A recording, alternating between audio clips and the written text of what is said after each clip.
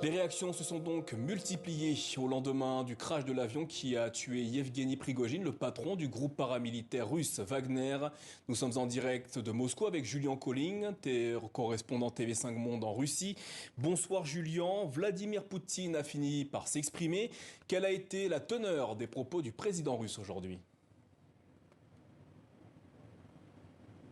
Eh bien, d'abord, c'était un peu une surprise que Vladimir Poutine se soit exprimé aujourd'hui parce que c'était un peu le débat qui agitait ici les observateurs. On n'était pas sûr en fait que Vladimir Poutine commenterait du tout même l'incident d'hier soir. Alors effectivement, donc il a rendu hommage, il a, on va dire, donné ses condoléances aux familles des victimes, des 10 victimes d'hier soir, mais plus précisément, de manière assez étonnante, il a un peu dressé un portrait de Yevgeny Prigojine comme un homme qu'il connaissait bien depuis le début des années 90, je cite, avec qui il avait des relations on va dire régulière et selon lui, eh bien, je cite, un businessman efficace, quelqu'un de talentueux également, qui n'a pas eu un parcours facile dans la vie, mais qui a réussi je cite, accomplir toutes les tâches qu'on lui a données. Et plus intéressant même, Poutine a même avoué à demi-mot qu'il avait lui-même chargé Wagner et Prigojine de réaliser des tâches spécifiques en Ukraine, ce qu'il n'avait jamais, bien sûr, admis auparavant.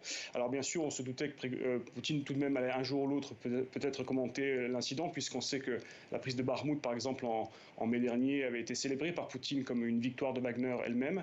Mais c'est tout de même assez surprenant que, quand on sait les théories qui circulent ici sur la raison de ce crash, et peut-être même Poutine impliqué directement dans ce crash, eh bien, c'est assez étonnant tout de même de voir aujourd'hui que Poutine a rendu hommage à Prigojine.